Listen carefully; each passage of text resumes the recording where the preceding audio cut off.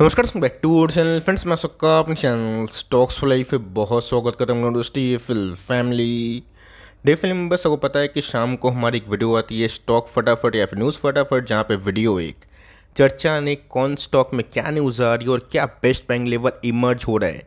इतना मैं आप सबके लिए होमवर्क करके लाता हूँ। आपसे रिक्वेस्ट है वीडियो के एंड तक बने रहे, क्योंकि आज के दिन बहुत बड़ी बड़ी अपडेट्स हैं। चैनल फर्स्ट टाइम होंगे सब्सक्राइब कर सकते हैं। इस तरह की क्वालिटी कंटेंट को सबसे पहले एक्सेस करने के लिए now without dealing any for time let's begin.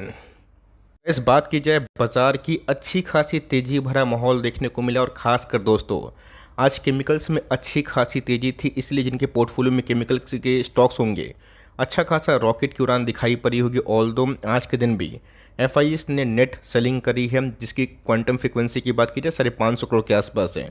उसी के विरुद्ध अगर आप देखें तो ऑफकोर्स डीआईएस ने गैस बाजार को थामा है और सपोर्ट भी करने की कोशिश की है।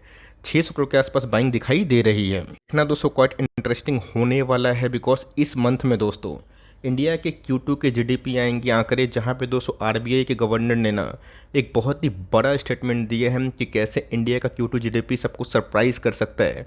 और इसके मद्देनज़र रखते हुए बहुत लोग इस इंडिया के जीडीपी को थोड़ा बहुत ना Q2 में अपग्रेड करते हुए दिखाई पड़ रहे हैं। अब देखते हैं हम किसका इम्पैक्ट भारतीय शेयर बाजार में कैसा पड़ता है। लेकिन यस, वो सब न्यूज़ के बावजूद भी एफ कितना सेलिंग करते हैं इस पूरे मंथ में, या एट द एंड में सेलिंग बढ़ेगी या फिर बाइंग में कन्वर्ट होगी, ये तो गैस वक्त के संग ही समझ में आएगा। मैंने क्या बताया दोस्तों कि भारतीय बाजार को अभी के टाइम डाउट की नज़र से देखना बंद करें।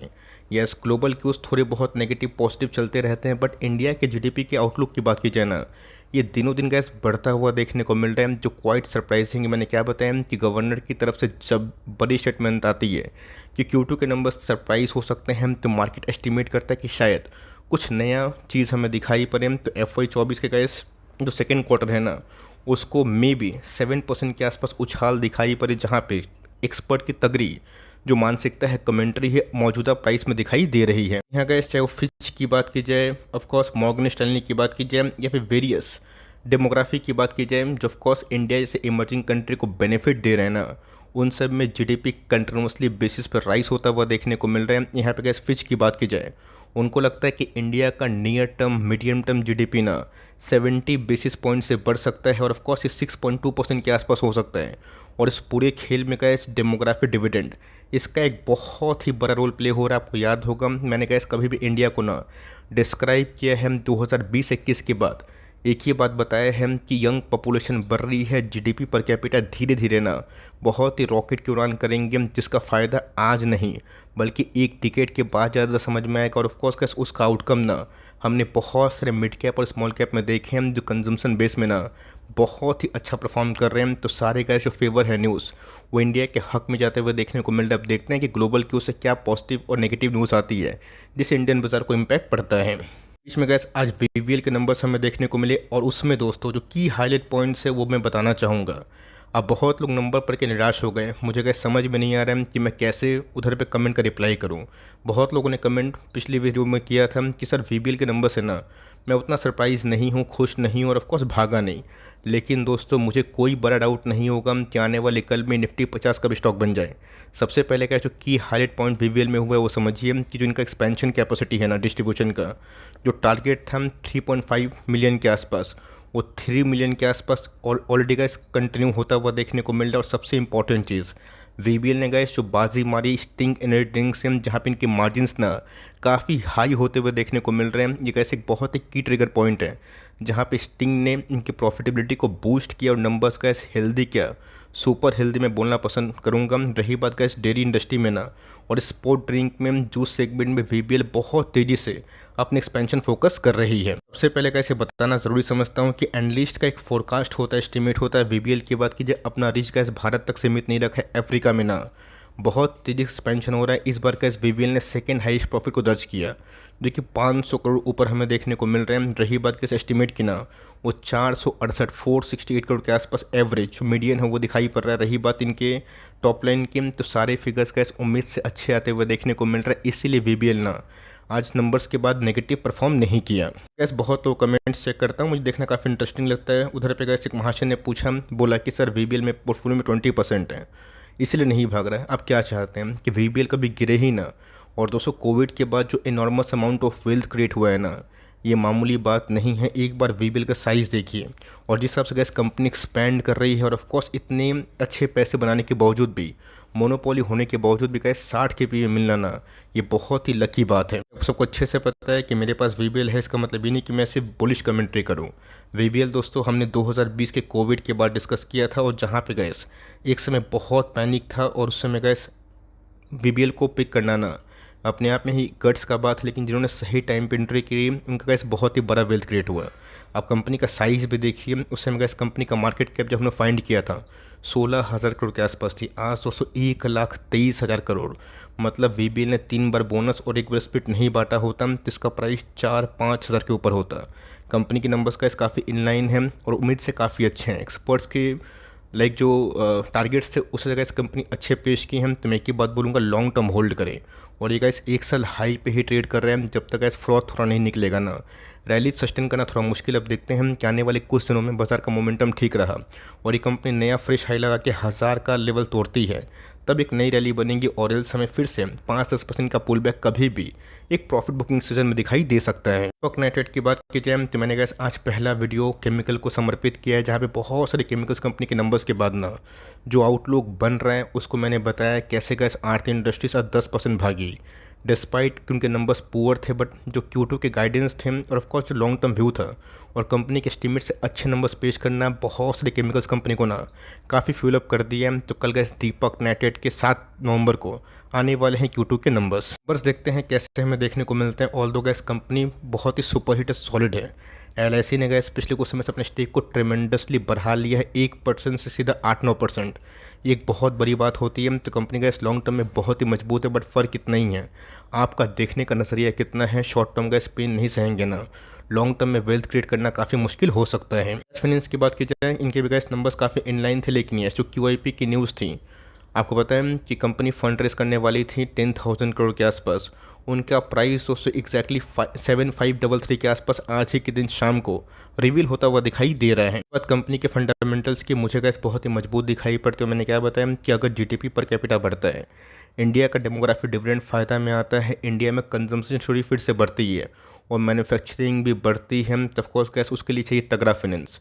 बैंक और NBFC को और मजबूती से लोन देने की आवश्यकता पड़ सकती है। ऑफकोर्स ये सब गैस मार्केट ना एवरग्रीन है। ऑल्दो बीच बीच में कोई जब बॉन्ड डील की न्यूज़ आती है या फिर रेट हाइक की न्यूज़ आती है, तब तब गैस NBFC और ऑफकोर्स बैंकिंग स्टॉक्स में थोड़ा बहुत नेगेटिव जो न्यूज़ है ना वो आता है। लेकिन yes, long term gas view की बात की जाए, इतने बड़े देश में ना बजाज फाइनेंस जैसे गैस बहुत ही कंपनी की आवश्यकता। अब देखते हैं कि जियो फाइनेंशियल यहाँ से आने वाले डिकेड में कैसे गिरअप कर सकता है। एयर टेक की बात की जाए, ये भी गैस एक धांसू कंपनी है और ऑफकोर्स इनके MD की तरफ से जो कमेंट्री आई थी पोस्ट चंद्रयान जो मिशन था उसके बाद दोस्तों कंपनी बहुत भागी और कुछ दिन पहले कंपनी 1400 के भाव पे थी, बीच में गैस 2800 आई थी।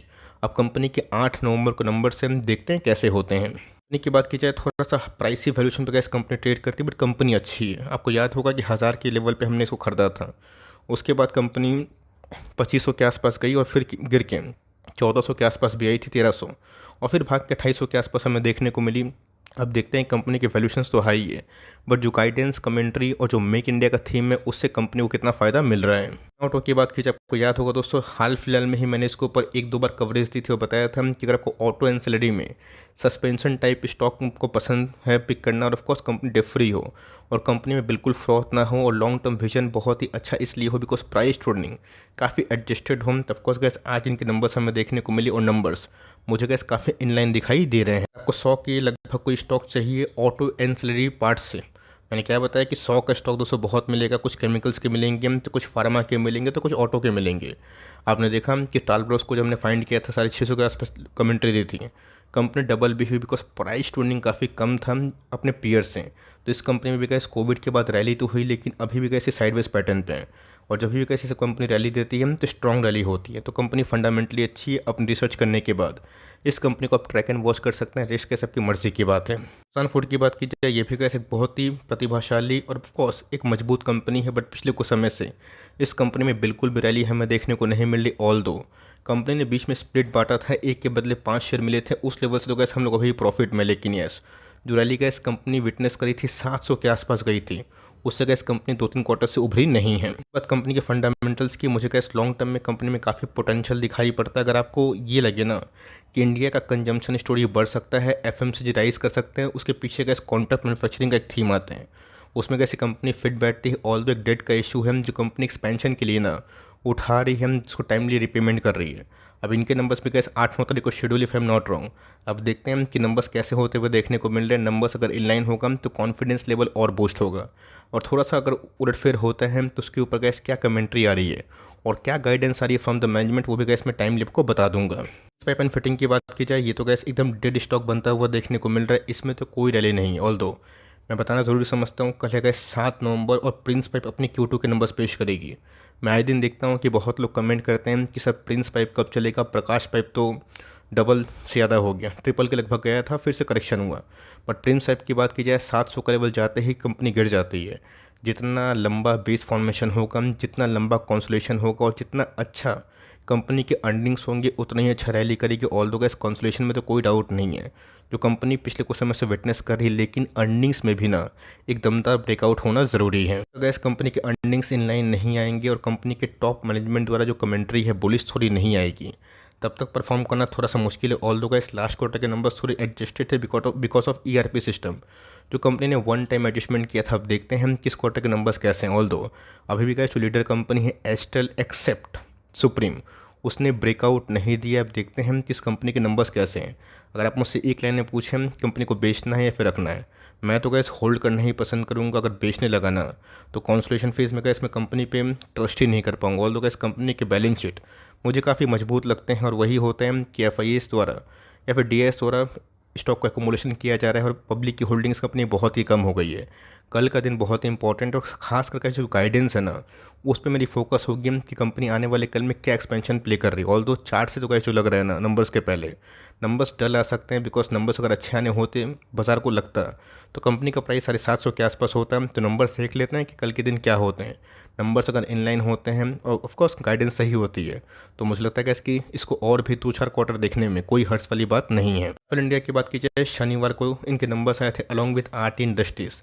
नंबर्स अगर मैं आपसे बोलूँ कि मुझे कैसे लगे, मुझे कैसे इनके नंबर्स टॉप लाइन के हिसाब से आउटस्टैंडिंग लगे। बट ड्यू टू थोड़ा सा margin pressure because of acquisition, जो पिछले कुछ समय से जैम को बबल की थी, उसको गैस कंपनी का ना जो कॉन्सो प्रॉफिट है वो हमें इसीलिए फ्लैट देखने को मिल रहा है। कंपनी के टॉप लाइन से गैस मुझे कोई भी कंप्लेन नहीं है। ऑल द बॉटम लाइन की बात की जाए उसमें अगर रिकवरी आती है तो वही प्रॉफिट आने वाले कुछ क्वार्टर्स में और भी राइज हो सकती है, और कंपनी की EPS बढ़ेंगे, कंपनी और अच्छा परफॉर्म करेगी। एक चीज़ तो हेल्दी है दोस्तों, कंपनी एक समय 100 के ऊपर पी पे ट्रेड करती थी, आज 50 के पी पे ट्रेड करी, मतलब जो फ्रॉड था निकलता हुआ देखने को मिल रहा है। ऑल दो प्राइवेसी हमेशा से कैसे एक बड़ा रिस्क होता है, अगर आप इसको हेज कर सकते हैं, डिस्काउंटिंग कर सकते हैं, और इस रिस्क को अगर आप भूलते नहीं हैं, तो इस कंपनी को कैसे लॉन्ग टर्म होल्ड करने का ना एक फ़ायदा मिल सकता है। बिकॉज जितने भी कैसे डिटेल मार्केट है, मुझे लगता है कि आने वाले 6 महीना में 2 क्वार्टर में राइजिंग USA और यूरोप के संग बहुत ही फ़ायदा में आ सकता है। अब देखते हैं कि आने वाले कल में इनके लिए क्या रोड मैप सेट किया जा रहा है। CL की बात की जाए, इनके भी नंबर्स गैस एक आध दिन में आने वाले हैं। ऑल दो इस कंपनी में पिछले कुछ समय से मैंने थोड़ा सा फोकस करने की सलाह दी है, बिकॉज कंपनी की जो बिजनेस मोड है वो बहुत ही यूनिक हमें देखने को मिल रहा है, और प्राइस टू अर्निंग के संग कंपनी के ROC और जो लिस्ट डेट है इस कंपनी को थोड़ा सा यूनिक बना देता है। इस कंपनी में पोस्ट कोविड बहुत अच्छी रैली देखने को मिली थी, उसके बाद कंपनी बीच में गिर के 200 के भाव पे आई थी, आज 300 के भाव पे चल रही है। ये सब गैस 3000 करोड़ के आसपास की मार्केट कैप है, जो बहुत ही वोलेटाइल होती है। कभी कभी ऐसा होता है कि ये सब छोटी कंपनी आधा क्या 70% गिरती है, 80% गिरती है, बट गुड टाइम में गैस 8-8 गुना पैसा बनाती है। बट पूरा गैस डिपेंडेंसी ना इनके नंबर्स और फ्यूचर आउटलुक पे होगा। अगर केमिकल सेक्टर में रिवॉल्व अमाउंट हो, मतलब एक टर्न ऑन स्टोरी होती है। बहुत लोग जो कि मार्केट एक्सपर्ट है, मैं देख रहा हूँ, उनको ऐसा लग रहा है कि मार्जिन्स का बेस मोटा मोटी बनने को है। अब आने वाले कुछ क्वार्टर्स में डेवलपमेंट और पॉजिटिव होती है, तो मेरा ऐसा मानना है केमिकल्स में ना हमें वही रैली दिखाई पड़ सकती है जो हमने पोस्ट कोविड में देखा था। वो उतना फास्ट होगा कि नहीं होगा ये बता पाना असंभव बात है, वो कैसे टाइम के संग समझ में आएगा। इस कंपनी को फोकस करें, एक आध दिन में नंबर्स आएंगे तो मैं आपको ज़रूर कन्वे करूँगा। इस लैब की बात की जाए, बहुत दिनों के बाद क्या जो किंग कंपनी है फार्मा सेक्टर की, उसमें हमें एक तेज़ी देखने को मिल रही है। मैं किंग जो वर्ड है इस फार्मा इंडस्ट्री के लिए इस कंपनी को यूज़ क्यों कर रहा हूँ, भले ही कंपनी ने पिछले कुछ समय से कोई बड़े पैसे नहीं बनाए, लेकिन इस कंपनी सही में ना एक सॉलिड जो बिजनेस मोड है और लीडरशिप एक्टिविटी है उसे पीछे नहीं है। ऑल दो आपको पता है कि फार्मा इंडस्ट्री में बीच में कितना कोलैप्स वाली न्यूज़ आई थी, लेकिन मोटा मोटी गैस इस बार ना बहुत सारी फार्मा इंडस्ट्रीज नंबर्स के बाद अच्छा कर रही है, बिकॉज जो ख़राब टाइम का बेस है वो बनता हुआ देखने को मिल रहा है। आने वाले कल में गैस फ्यूचर गाइडेंस और मजबूत हो रहे हैं, क्योंकि मैंने देखा कि डिवीज लैब की भी तरफ से मोटा मोटी ठीक आए थे। अगर उसमें टॉप लाइन बढ़ती है और ऑफकोर्स बेस केस से अगर आप कंपेयर करें आने वाले फ्यूचर आउटलुक का, अगर उसमें राइज होता है अर्निंग पर शेयर में, प्रॉफिट में, तो ये सब कंपनी को गैस अच्छा करना चाहिए। कंपनी के बिजनेस फंडामेंटल की और फर्दर रणनीति की, अगर आपको डिवीज लैब पसंद है तो गो अहेड होल्ड करें। बाई करना चाहते हैं तो बाई ऑन डिप्स की स्ट्रेटजी लगा सकते हैं, ऑल दो आज का जो लो है ना, या फिर कल जो प्रीवियस डे का क्लोजिंग था उसको बेस बना के आप वो सब प्राइस में इकट्ठा करने की कोशिश कर सकते हो। और ये सब का इस कंपनी कभी भी थोड़ा निचले भाव पे आती है तो निफ्टी 50 का इंडेक्स वाली कंपनी रिकवर भी होती है, बट टाइम देना पड़ता है। अब देखते हैं कि नेक्स्ट क्वार्टर में गैस कंपनी का जो नंबर्स है वो कैसे आ रहे हैं। सो फुटवेयर्स की बात की जाए, बहुत लोग कमेंट कर रहे हैं कि सर इसको बेच के कोई हाई ग्रोथ वाली कंपनी को लेना सही होगा कि नहीं। मैं एक लाइन में बोलूँ, अगर आपको सही में बहुत ही हाई ग्रोथ वाली कंपनियों में पोटेंशियल दिखाई पड़ रहा है, आप खुद का डिसीजन ले सकते हैं। मैं अपनी पॉइंट ऑफ व्यू की बात की जाए, मेरा गैस एलोकेशन एकदम से ठीक होता है, तो मुझे कोई घबराहट नहीं है। कंपनी इस बार ना अच्छा ही मार्जिन्स पेश करी है, उम्मीद से बेटर। अब देखते हैं कि आने वाले कल में जो कंपनी के टॉप लाइन के संग जो हायर कॉस्ट प्राइस मार्जिन्स में इम्पैक्ट हुआ था वो कैसे रिकवर हो रहा है। कंपनी की बात की जाए, सही में दोस्तों पिछले कुछ समय से बहुत ही ट्रॉमा में बहुत लोग को दिया है। ऑल्दो कंपनी का जो बेस है वो बहुत ही मजबूत है, फाउंडेशन काफ़ी इसलिए मजबूत है बिकॉज कंपनी आज से नहीं बहुत दशक से भारतीय बाजार में लिस्ट है, उनकी एक अलग लेगेसी। ऑल्दो प्राइस होल्डिंग आपको बेस के से बहुत ही हाई दिखाई पड़ रहा है, बट फ्यूचर आउटलुक की बात की जाए, मुझे लगता है कंजम्पशन इंडिया में पीछे नहीं है, और ऑफकोर्स उसमें इस कंपनी को फ़ायदा हो सकता है। बट कंपनी की ग्रोथ सही में पिछले कुछ समय स्लो हुए हैं। मुझे गैस एक आध क्वार्टर देने में कोई हर्जा नहीं है। अगर आपकी मर्ज़ी की बात करें, आपको बेटर अपॉर्चुनिटी लग रही है, आप ना कॉल पर्सनल तौर पे ले सकते हैं। लोन की बात की जाए, ये भी गैस एक धमाका कंपनी है। बीच में तो 1000 के लेवल पे आया था, मैंने कितने बार 1000, 1200, 1300, 1400, 1800 पे कवर किया था। मैंने गैस फ्राइडे के नाइट को इसकी वो लेके कवरेज भी दी थी, बट लॉन्ग टर्म के लिए दिया था, और बताया भी था कि उस प्राइस में खरीदने की जल्दीबाजी ना करें। RSI इंडेक्स अभी भी हॉट है 84 के आसपास, और वही हमें देखने को मिला। कंपनी में आज हमें 6% के आसपास जो डिजर्विंग एक करेक्शन था वो दिखाई दे रहा है। कंपनी कहाँ तक गिरेगी, अगर कंपनी का इस 2500 का लेवल नहीं तोड़ती है तो एक बाउंस बैक पॉसिबिलिटी है। अगर तोड़ देती है, निचले भाव पे आती है 2250 से लेकर 2400 के बीच में खरीदने का मौका मिलता है। स्टैगर्ड बाइंग हो सकती है। अगर आप बहुत ही डीप सोच रहे हैं तब कंपनी को 2000 के नीचे आना पड़ेगा। अब वो आएगा कि नहीं वो वक्त बताएगा, बिकॉज कंपनी के वैल्यूएशंस का अभी भी ठीक ठाक इनलाइन, और कंपनी के नंबर्स का सही में बहुत ही हिस्टोरिकल हाई थे। रेस्ट आपकी मर्जी की बात है। मैंने कहा इस बीच में 30% के आसपास प्रॉफिट बुकिंग उन सब निवेशक के लिए बताया था जो शॉर्ट टर्म के लिए हैं। कोई रिकमेंडेशन तो गैस मैं देता नहीं हूँ। रेस्ट आपकी मर्जी की बात है, आप मुझसे स्मार्ट हैं। रही बात दोस्तों वीडियो की, यही भी पॉइंट अप करता हूँ। मिलता हूँ जल्दी गैस, तब तक के लिए bye. Thanks for listening friends, God bless you all.